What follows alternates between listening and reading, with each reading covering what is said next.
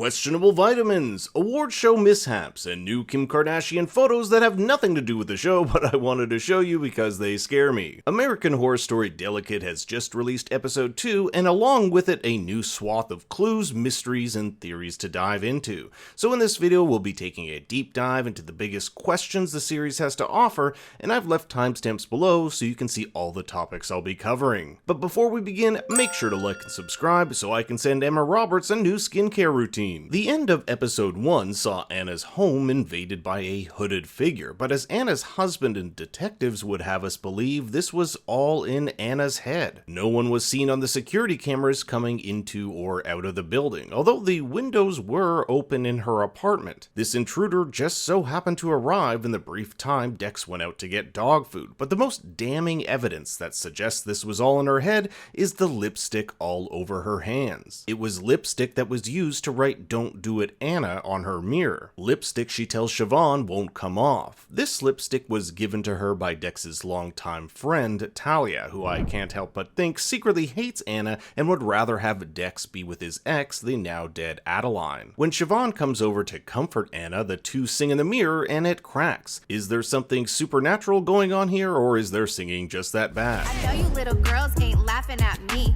For your information, I wasn't asleep. As far as we know, no one but Anna has seen the mysterious woman known as Ivy. With the current information, my best guess is that the intruder is her.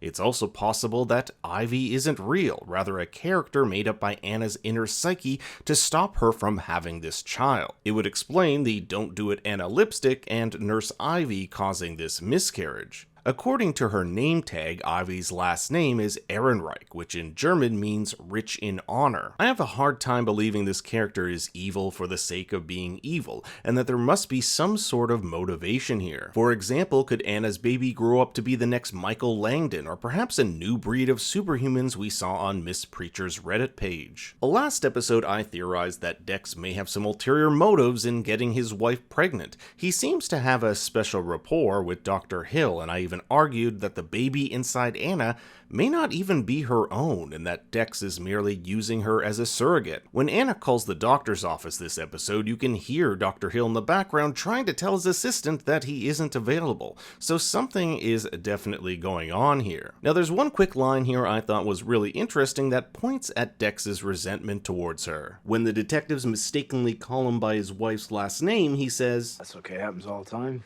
Price I pay for being married to such an amazing woman." I just felt like there was so much resentment packed into the delivery of this line. I got my eyes on you, Dex. Later in the episode, Talia makes it a point to talk about how she'd be resentful if she were the quote-unquote trophy wife in a relationship who didn't make all the money.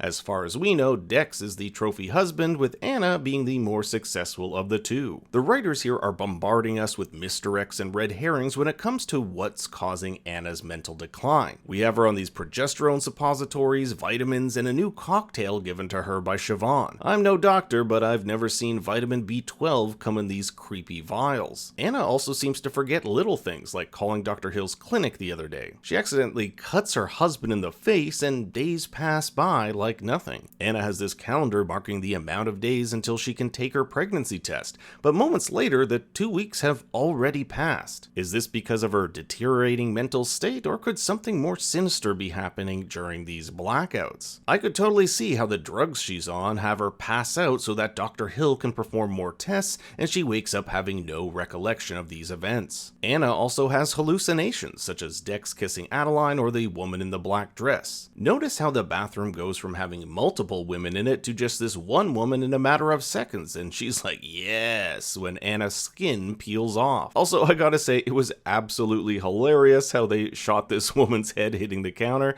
I don't know if it was supposed to be funny, but I was just like, what the hell? Also, bonus points if you caught AHS alum Zachary Quinto presenting the awards. There's something I gotta mention, and it's Anna's vomit. There are 3 separate occasions this episode where she upchucks, and I can't really show all of them or I'll get demonetized, and the color that comes out in all these different occasions is wildly different. Pink, a bright yellow, and a completely black. And this could just be a production error, but there's no black vomit on her when she awakens at the award show. Anna Anna is also given a sedative without her consent, which I was not too fond of, and wakes up and Siobhan is just laying in bed with her. It's all just super weird. Early on in the episode, Anna develops a zit on her face which progressively gets worse. 12 weeks have passed when she gets her ultrasound from Ivy. That's 12 weeks she's had this gnarly thing and she never gets it looked at. To make matters worse, we have this shot of her skin literally peeling off. When this happened, I immediately thought of a snake shedding its skin, and guess who calls Anna a snake? But none other than Miss Preecher on her Annihilate Anna account. Snake imagery can also be seen in the opening credits. Like Ivy, we only get a little bit of new information about Miss Preecher this episode. In fact, she's barely in it,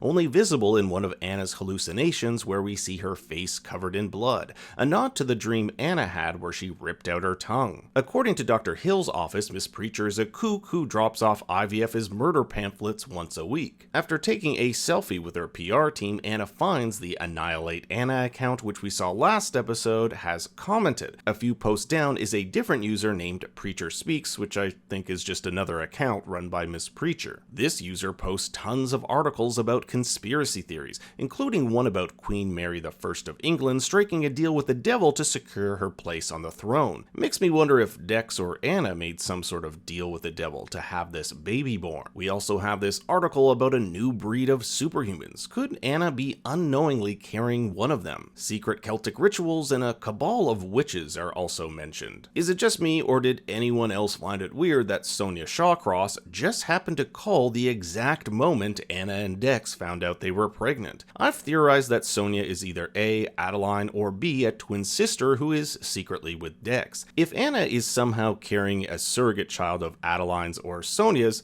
you better believe Sonia would be calling non-stop to find out if Anna was pregnant. Now listen to this other clue. Dex tells Anna that he and Sonia are still chatting because they're opening up a pop-up shop in the Hamptons. And guess where Dex takes Anna a few days later? The Hamptons. Coincidence? I also found it super strange that a picture of Adeline, Dex, Talia, and Theo just so happens to be in the kitchen drawer where it could easily be found. Plus this whole security thing with Kamal screams surveillance. Kamal isn't here to protect Anna, but to keep eyes on her. Anna even remarks that it's weird they're in a glass house where people could easily keep tabs on them. We also learn that Talia is super rich, having sold a startup at 29 and is a venture capitalist. I can't help but think she has some sort of vested interest in Anna and Dex's baby, and perhaps this is something to do with something she's funding, like super breed of humans, for example. Just wanted to throw that out there. At night, Anna hears the sounds of women whispering and chanting. Could some sort of ritual be going on underneath the house while Anna sleeps?